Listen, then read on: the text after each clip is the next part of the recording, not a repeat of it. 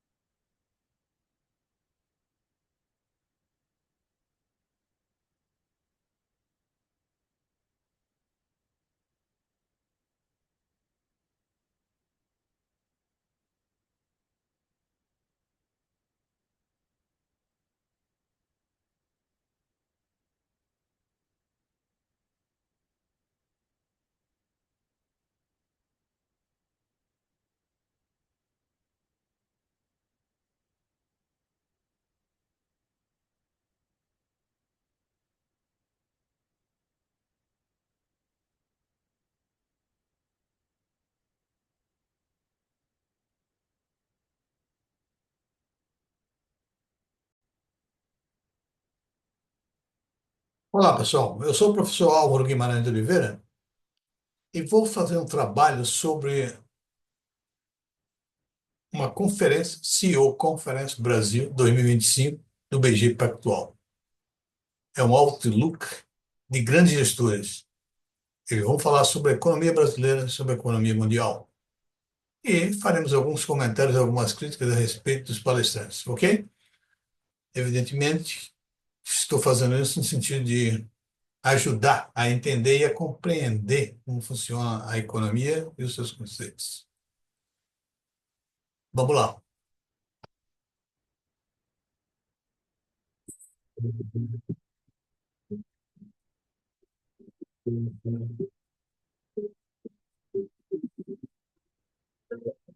Para encerrar, então, a nossa. Só quero avisar o seguinte, que nós vamos ouvir juntos. E quando houver necessidade, eu acho que tem a necessidade, eu entro para fazer algum comentário, alguma crítica a respeito do que está se falando. Programação de hoje, eu convido ao palco André Jakurski, sócio fundador da JGP, Luiz Stuhlberger, sócio fundador da Verde Asset, Rogério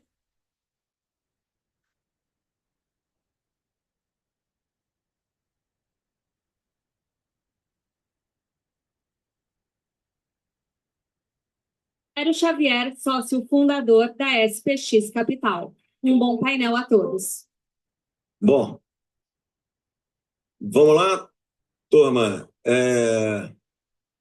Agora eu mudei de posição, tá mais fácil. Relaxado, tranquilo. Vamos dar um tom aqui um pouco mais prático de mercado. A gente já discutiu muita geopolítica aqui no Pompeu, nesse painel, acabou que foi na sequência. A gente ficou muito olhando para o mundo.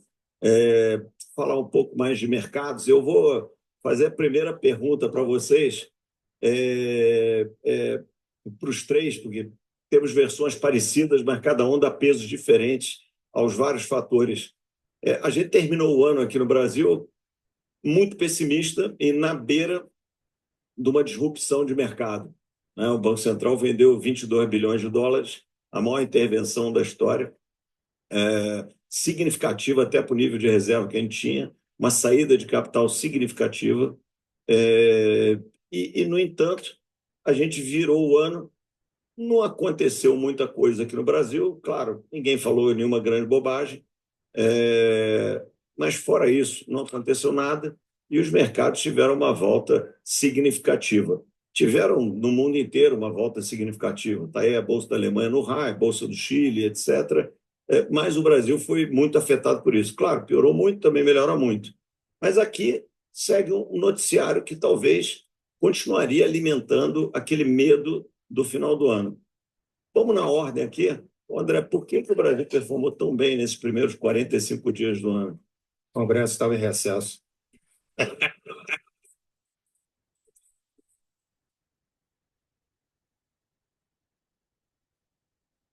Eu acho estranho que realmente, se não tivesse tido essa saída gigante de recursos no intervalo extremamente curto de tempo, o câmbio não teria ido a 6,30, inclusive com a necessidade do governo vender tantos dólares, né? Porque com esse juro real que nós temos no Brasil, mata qualquer coisa até o câmbio. Olha só o que o André está falando. Isso é uma coisa tão comentada, tanto tempo no Brasil, que o juros do Brasil é muito alto. E não se faz nada para reduzir a taxa de juros no Brasil. Inclusive, a política monetária brasileira para o combate à inflação é através de juros altos. E quantos anos tem que nós aplicamos juros altos e não resolve o problema? Aliás, é o mundo todo e não resolve o problema. O André disse uma coisa que eu vou complementar. Ele disse que os juros reais, tão altos como o nosso no Brasil, mata qualquer coisa, inclusive o câmbio. Mas só mata uma coisa, a inflação. Porque ele alimenta a inflação. Ele termina alimentando a inflação. É isso que nós vemos. E os economistas não mudam a estratégia, sempre juros altos para combater a inflação, não combate a inflação, a dívida está indo para o espaço, nós vamos ver ele falar sempre de dívida aí, e continua com a mesma estratégia, esperando o quê? Você faz a mesma coisa, coloca o mesmo, as, as mesmas estratégias, né? Coloca os juros altos para combater o quê? A inflação, não combate. E aí continua o quê?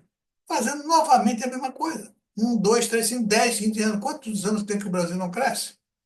Isso me deixa um pouco inconformado com a situação. Não é possível que essas pessoas não possam experimentar uma outra estratégia. Será que a cabeça deles não abre, não tem uma cabeça aberta para. Aliás, economista, se você olhar, economista pensa, acho que pensaram até 1900.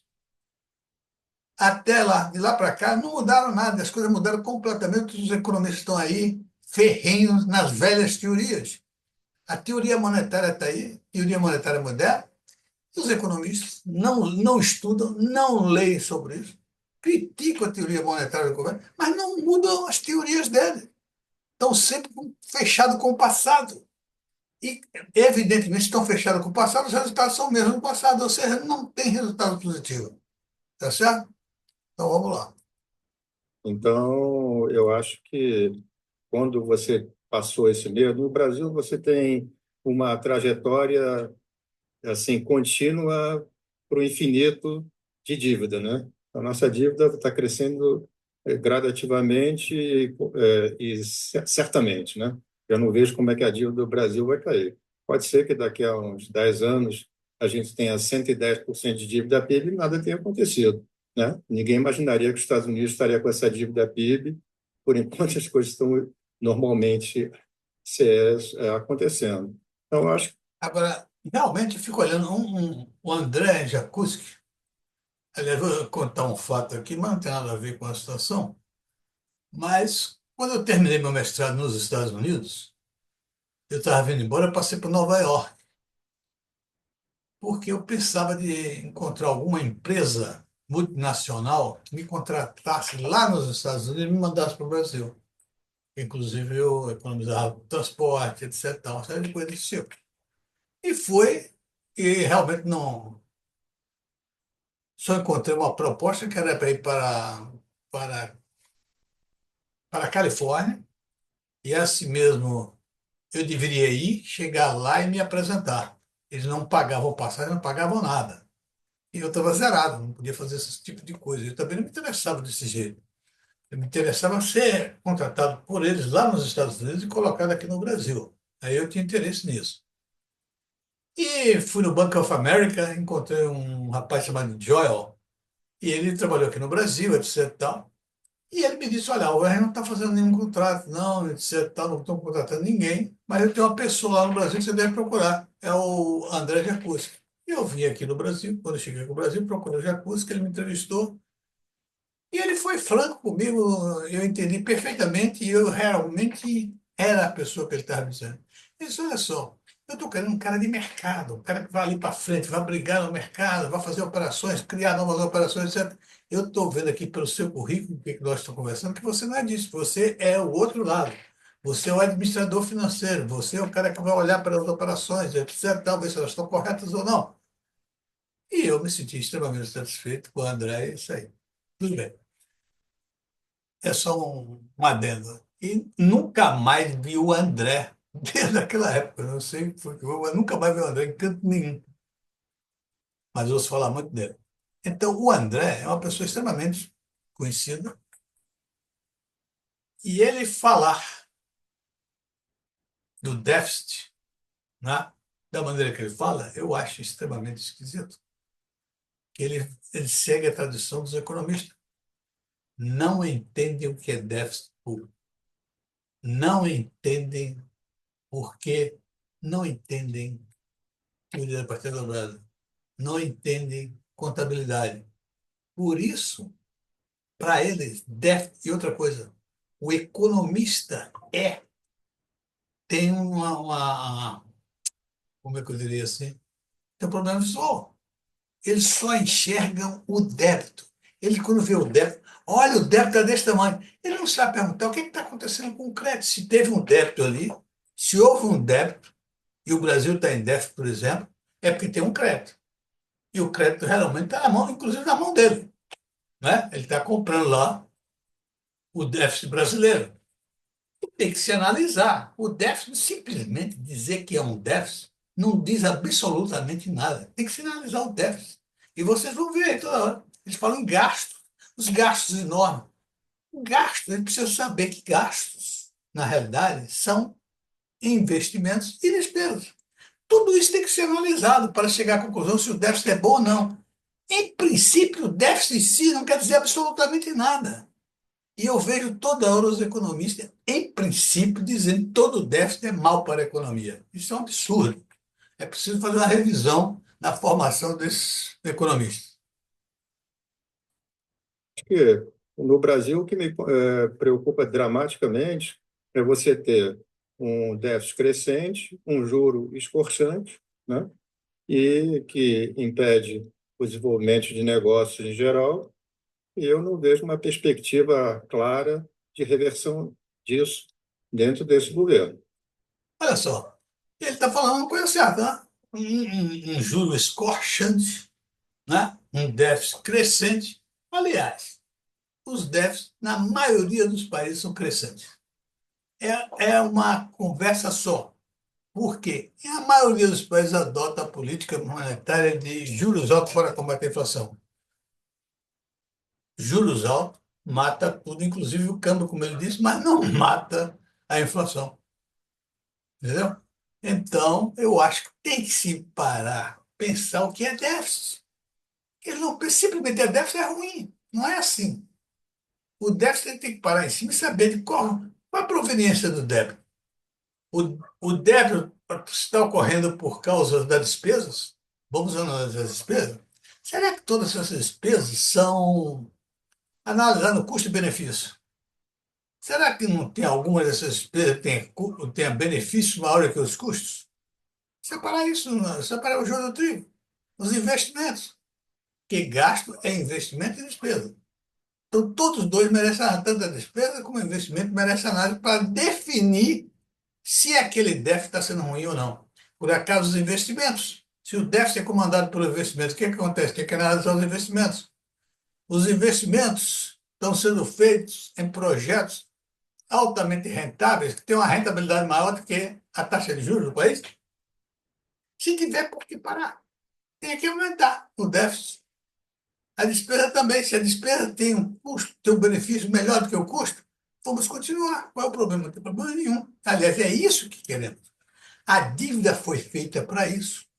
Uma empresa qualquer, uma empresa privada, ela, chega em determinado momento, ela necessita de se endividar, porque ela não tem dinheiro para aproveitar as oportunidades que tem. Agora, ela tem que endividar com critério, alavancagem positivas, ou seja, ela tem que estudar, analisar o projeto, ver se o projeto tem uma rentabilidade boa, cuja taxa de retorno seja maior do que a taxa de juros que está se pagando pelo projeto. Isso é na empresa privada e é na empresa pública.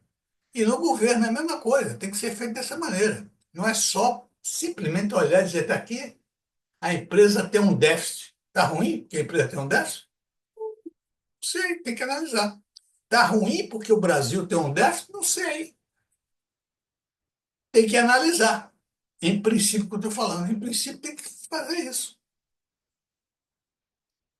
Basicamente, Aliás, deixa eu dizer uma coisa, porque senão, se parte sempre do princípio que o déficit é ruim, e já existe toda hora esses economistas falando em orçamentos equilibrados, em zerar o orçamento, que isso é estupidez, é ignorância também.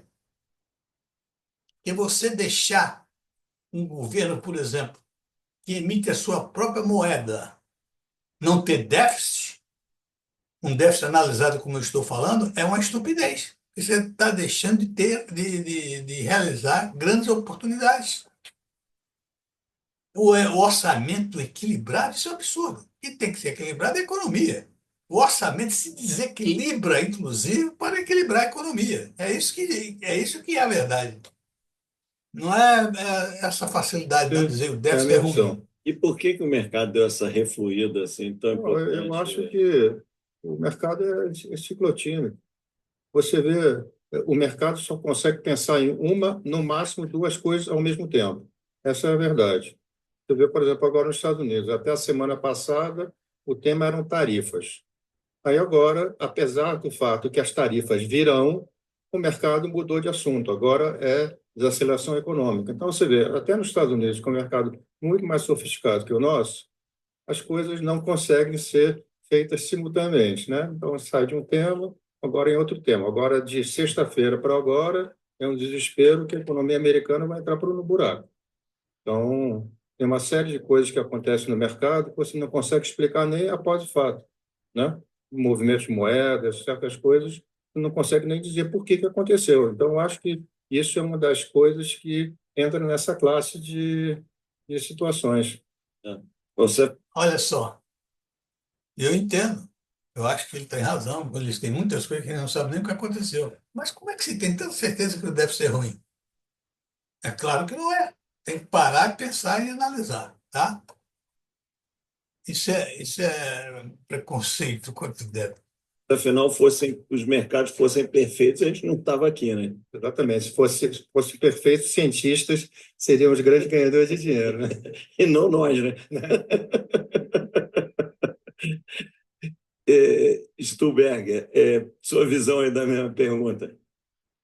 É, bom, só para complementar aqui que o André mencionou, né, que o Congresso está de férias, né, o Judiciário está de férias, né, então tem mais benefícios, né, sobre isso. Eu até vou lembrar uma frase que eu li, estou lendo esse livro América Latina, né, que é muito interessante, né, sobre todos os países da América Latina, o que der errado, é um livro que eu recomendo muito, né, mas tem uma frase de acho que de um chanceler francês, que disse que a Argentina cresce à noite, né, e, e decresce o PIB e cai de dia, né, e à noite ela cresce porque os políticos dormem e as vacas procriam, né? Então, é mais ou menos a situação que a gente está no Brasil, né?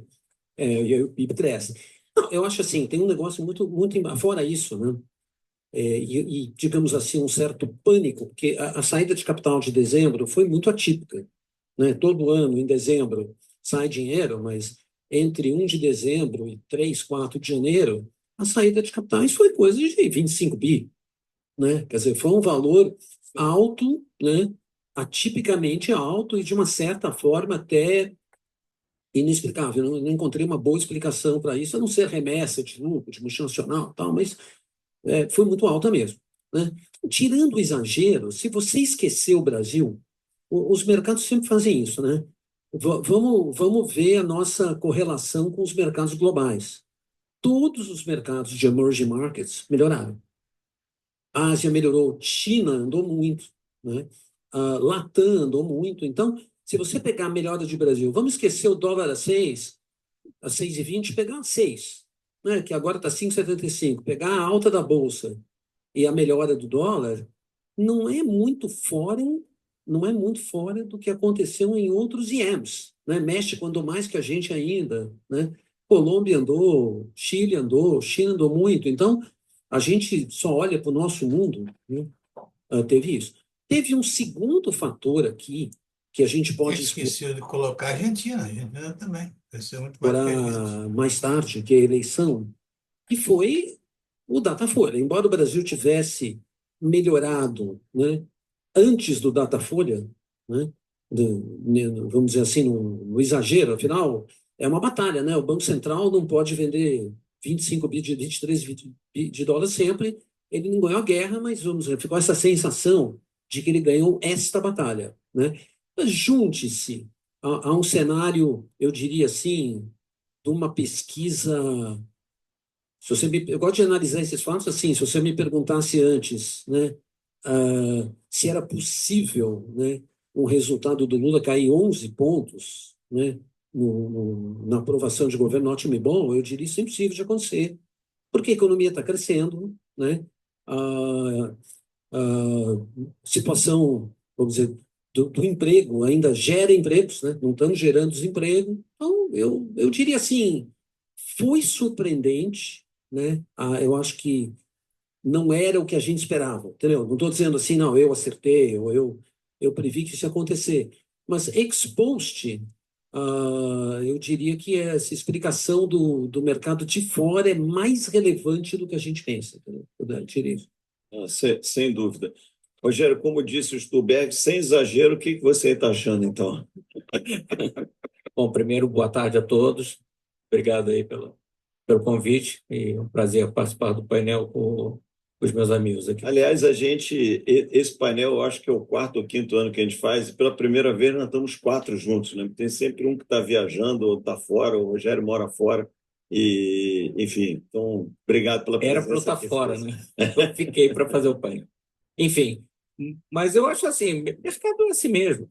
Assim, foi demais em dezembro, o Banco Central vendeu uma quantidade absurda de dólar, nem perto do que ele vai vender em dezembro de 25, mas foi uma quantia expressiva. Eu acho que é normal, assim, há uma Olha, isso aí, eu traduzo isso não como uma previsão que o Brasil vai vender muito mais do que 25 milhões de dólares no final de dezembro. Isso não é uma previsão, isso é um desejo deles, inclusive do André. percepção de mercado, né? E o valuation do mercado acionário brasileiro está barato. Eu, particularmente, não sei de onde vem isso, dado ah, a perspectiva que você tem sobre o endividamento brasileiro, o crowding out que está acontecendo com uma taxa de juros desse tamanho. Na sua fala, né, que você vê, né, com o William Vac, que você vê a convergência da inflação num horizonte que vai levar mais tempo, eu não vejo. Acho que a inflação nunca mais cai enquanto, sem exagero, eu acho que a inflação nunca mais cai se a gente não encarar definitivamente a questão do déficit. Então, Olha só, ele associa o déficit a juros altos, ou ao contrário, e é o déficit que provoca juros altos. E é o que ele pensa. Eu já vi, eu já ouvi outras conferências e outras palestras, e ele pensa isso. Que os juros altos no Brasil vêm em função dos déficits fiscais. Agora, eu não vejo é que ele e nenhum daí do painel pare um pouco e pense e analise o que é um déficit fiscal. É tão simples olhar o déficit fiscal para você chegar com com esse preconceito todo a respeito do déficit e afirmar que o déficit é ruim em qualquer circunstância.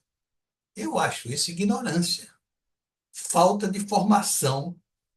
Por exemplo, falta de formação em contabilidade, falta de formação em teoria da partida dobrada, que não sabe os economistas têm esse grande defeito. Ele tem problemas visuais. Eles só veem o débito. Nem olha o débito, eles se assombram quando vê o débito. Ele nunca pergunta o que é o crédito, nem sabe. Inclusive, tem um quadro aí, né? Eu chamo Vexame dos Economistas, que o pessoal analisa a perda do poder aquisitivo da moeda. É a maior estupidez, é uma ignorância total aquele quadro. Aquele quadro, para mim, é o diploma de incapacidade dos economistas em saber o que é moeda. Né? Então, nenhum deles para pensar e perceber que o outro lado do débito tem um crédito. Por exemplo, o débito brasileiro está todo na mão da iniciativa privada. E eles falarem, é isso, vai ver. E eles falaram que tem que derrubar o débito, tem que ajustar o orçamento. Se fizer isso, meu amigo, vai se tirar dinheiro de onde? Da iniciativa privada. E vai colocar onde? No governo, de volta. E foi o governo que botou lá. O governo, ao fazer despesas, ele está incrementando o desenvolvimento, a oportunidade de desenvolvimento da iniciativa privada. Isso é débito e crédito. Isso é teoria da partida dobrada. Não tem para onde correr. Se tem um débito, tem que ter um crédito. Quando o governo faz um débito, ele está acreditando na mão de alguém, da iniciativa privada. Ora, se o governo está debitando, fazendo débito, o dinheiro está entrando na mão da iniciativa privada. E se a iniciativa privada não está sabendo o que fazer com ele, é outra coisa. Agora, pedir, solicitar para que não haja débito, que o débito seja zerado, é de uma estupidez total, porque não existirá crescimento, não existirá, né? Não existirá liquidez na economia para se desenvolver. Seria um verdadeiro caos econômico se você zerar o déficit. Eu acho que vocês, e aí vocês falam sempre, não é? Não lembram e não leram, ou nunca leram, que os Estados Unidos, de 1929 para cá, teve seis recessões significativas, seis crises significativas de economia. Todas elas precedidas por uma política fiscal equilibradíssima. Todas elas. Todas as seis. Isso não é coincidência. E ainda fica querendo, esse pessoal aí dizendo, vamos equilibrar o orçamento, querendo colocar a culpa no governo, que é o governo que está estragando tudo. Eu não estou aqui querendo defender o governo, não é isso, não. Estou defendendo do ponto de vista econômico. Porque se existe débito de um lado, existe crédito do outro. Se o governo gastou mal, né, o dinheiro foi lá para a mão da iniciativa privada. O que ela fez com o dinheiro? Será que ela gastou mal também? Claro que gastou mal também. Porque os grandes crescimentos da economia americana vêm exatamente do período em que ela tinha grandes déficits. Tá certo? Então, prestem muito bem atenção para não ficar dizendo esse tipo de coisa, que isso é horrível. Bom, passaram-se 10 anos, né? Um ano ou outro, você fazia um superávit primário pequenininho, mas se a gente não mudar, e se a gente não for gerar superávit primário novamente, eu não vejo lastro na política monetária. Olha aí, a ignorância que eu falo é essa. O que você pedir para gerar superávit primário é um absurdo. Superávit primário, como eu disse, era nas crises americanas, grandes crises americanas, era precedido de superávit primário. Até o Bill Clinton tinha superávit primário. Bill Clinton quebrou a economia americana dali para frente, porque eles fizeram superávit primário. O que é fazer superávit primário? É tirar dinheiro da iniciativa privada e colocar dentro do governo. E, no entanto, vocês falam mal do governo. É melhor vocês pararem e pensarem. Entenderem que existe uma teoria da partida dobrada que é muito simples. É a própria. é a própria realidade. Então, isso é uma verdadeira falta de atenção com as coisas reais. Vocês são tão teóricos, os economistas são tão teóricos. Os economistas só entendem teoria.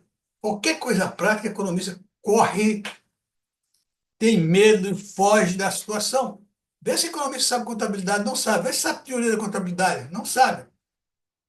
Vê se o economista sabe o que é moeda, não sabe. Vê se o economista sabe de onde vem a inflação e o que é inflação, não sabe. Por quê? Porque não tem a base robusta de contabilidade e teoria da contabilidade e da partida dobrada que dão a base para se entender essas coisas. Então, quem vai fazer o trabalho é a inflação. Então, e eu não acho que é um problema deste governo, não, tá? Eu acho que o grande câncer no Brasil se chama Congresso Nacional. Eu acho que enquanto a gente tiver o Congresso colocado da maneira como ele está, com emenda impositiva, né, derrubando veto presidencial e votando MPs, que foi o primeiro debate aqui com o ministro, eu acho que não tem jeito, aí não tem ideologia, não tem Tarcísio, não tem Deus, não tem ninguém que vá mudar a sanha, a vontade dos políticos de gastarem. Então, não é o Lula que está gastando muito. Quem está gastando é o Congresso. Então, eu não vejo nenhuma vontade, foi proposto pelo ex-ministro, que todo mundo critica, de reonerar a folha.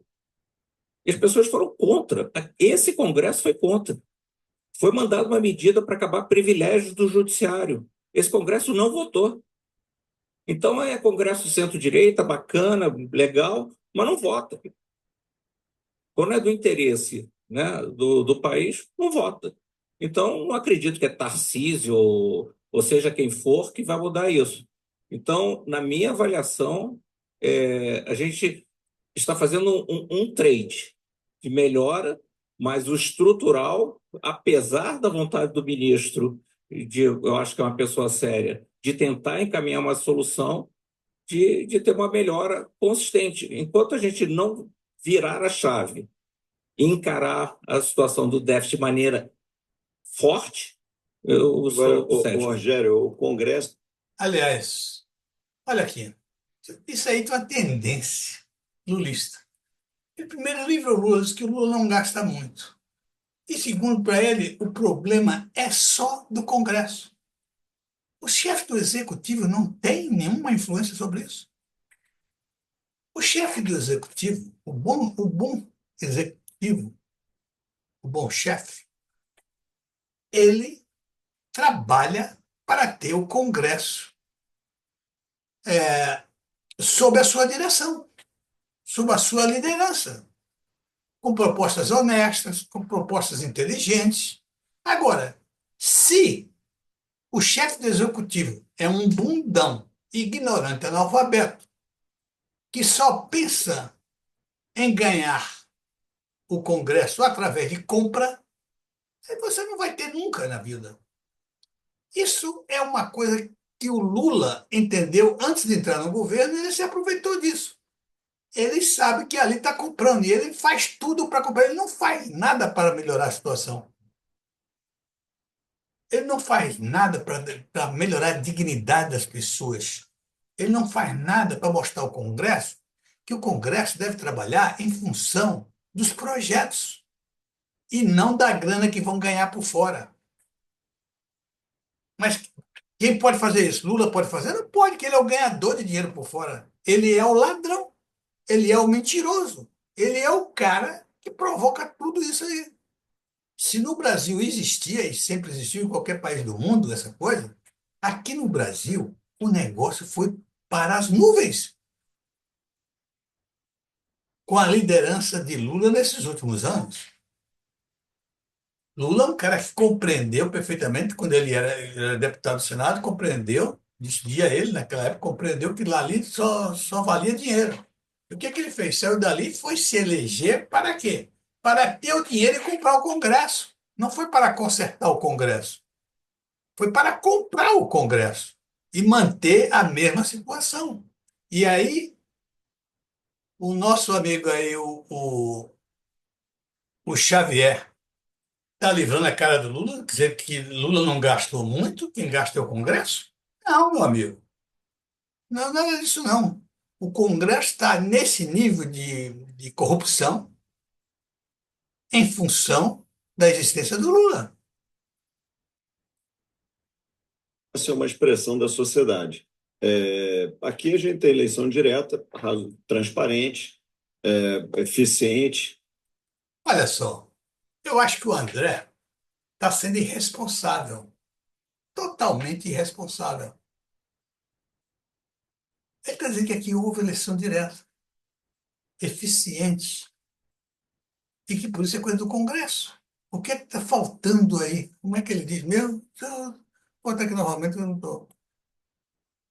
Vontade dos políticos de gastarem. Então, não é o Lula que está gastando muito. Não é o Lula que Está está gastando. gastando é o Congresso. Então, eu não vejo nenhuma vontade. Livrou o Foi Lula, não proposto fez nada disso. pelo ex-ministro, que todo mundo critica, de reonerar a folha. E as pessoas foram contra. Esse Congresso foi contra. Foi mandada uma medida para acabar privilégios do judiciário. Esse Congresso não votou. Então, é Congresso centro-direita, bacana, legal, mas não vota. Quando é do interesse, né, do país, não vota.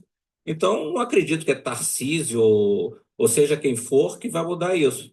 Então, na minha avaliação, a gente está fazendo um trade de melhora, mas o estrutural, apesar da vontade do ministro, eu acho que é uma pessoa séria, de tentar encaminhar uma solução, de ter uma melhora consistente. Enquanto a gente não virar a chave e encarar a situação do déficit de maneira forte, eu Agora, sou cético. Rogério, o Congresso é uma expressão da sociedade. Aqui a gente tem eleição direta, transparente, Olha só, olha o que o André está dizendo. eficiente. Olha só. Olha o que Melhora, isso é mas o estrutural, irresponsabilidade, cara. apesar da vontade do ministro, eu acho que é uma pessoa séria, de tentar encaminhar uma solução, de ter uma melhora consistente. Enquanto a gente não virar a chave e encarar a situação do déficit de maneira forte, eu Agora, sou cético. Rogério, o Congresso é uma expressão da sociedade. Aqui a gente tem eleição direta, transparente, eficiente. Olha, eleição direta, transparente e eficiente, que esse cara está dizendo. Esse André. Isso é de uma responsabilidade total. Um cara que é o CEO do BC Pactual entrar numa conferência para dizer isso, dizer que aqui tem eleições diretas, competentes e eficientes, isto é um absurdo. Agora, André está sendo irresponsável e está esquecido, porque ele não pode dizer uma coisa dessa. Esquecido que ele é colega do Lula, ele é um ex-presidiário e só faz aumentar a desconfiança das pessoas nele. Um ex-presidiário dizer que houve eleição livres e diretas aqui no país. É um absurdo que você está falando. Ele devia muito bem evitar esse tipo de política, de afirmação, que ele sabe, ele é um cara inteligente, ele sabe perfeitamente como as eleições aqui no Brasil foram decididas. Não é que ele seja um ingênuo, não. Ele está sabendo tudo e está dizendo ao contrário porque quer. E isso, para mim, chama-se irresponsabilidade. O que falta na sociedade para mudar esse Vergonha. mindset? Primeiro, vergonha na cara, que não temos, né? Agora, essa pergunta dele, o que precisa mudar na sociedade para mudar o mindset da sociedade? Respondeu o Xavier que era vergonha na cara. Mas vergonha na cara de quem? Do povo? Ou pessoas como André, que fica dizendo que tem eleições diretas aqui no país, eficientes, eu acho que ele deve ter falado alguma coisa em ambos os sentidos. Que, como o ministro falou, ninguém quer abrir mão de nada. Então, os lobbies que cercam Brasília, né, cada um tem o seu interesse. Ó, eu sou realmente relevante para o país, porque eu gero emprego, eu não sei o quê. Aí vai. Meus amigos, vamos terminar por aqui, porque está ficando grande, está ficando pesado o vídeo. E eu acho que daqui em diante, acho, não tenho certeza, eles vão tratar agora da economia internacional. E, por enquanto, eu não tenho interesse em participar disso agora, porque já está muito grande o meu vídeo. Ok? Um abraço. Meu amigo, muito obrigado a vocês. Estão aqui. Eu estou tentando mostrar que existe um problema sério em relação aos economistas. Os economistas só têm um olho, só enxerga déficit, só enxerga o débito. O crédito, eles não sabem que existe. Isso por um simples motivo. E a formação dos economistas não é robusta em contabilidade e nem teoria da partida dobrada. Eles, mais ou menos os 90% dos economistas nunca ouviram falar da teoria da contabilidade. 10% já ouviram falar, mas não sabem. Não sabem como usar. Porque se eles soubessem, eles não veriam só débito. Eles só conseguem ver débito. Déficit fiscal, perda de poder aquisitivo da moeda e outras coisas mais. Eles só veem o débito. O crédito para eles não existe. É por isso que eles têm tremendo insucesso nas políticas que eles fazem. Por exemplo, a política de combate à inflação com juros altos, se o economista tivesse uma competência para entender profundamente o que é teoria da partida dobrada, ele perceberia que essa teoria só faz aumentar a inflação. E matando a inflação aumenta o que? As dívidas. Tanto é que as dívidas dos maiores países do mundo estão sempre se elevando, estão sempre se elevando. Por quê? Porque o combate está sempre, sempre sendo através da taxa de juros altos. Por que não mudar? Por que não adotar, como os Estados Unidos adotavam, né, uma taxa de juros mais baixa do que a taxa de rentabilidade ou de crescimento da economia? Não dá para experimentar isso? Os Estados Unidos já fez e se deu bem durante muitos anos. De 1929 para cá, os Estados Unidos deu muito bem, usando uma dívida enorme e ela se autopagando. Porque essa dívida gerava uma rentabilidade maior do que a taxa de juros que era cobrada pela dívida. Por que não fazer isso? Já que a taxa de juros altos só faz a inflação crescer e aumentar a dívida pública. Quantos anos tem isso? Quantos anos que o Brasil não cresce? Tem mais de 50 anos que o Brasil não cresce. Tá bom, pessoal?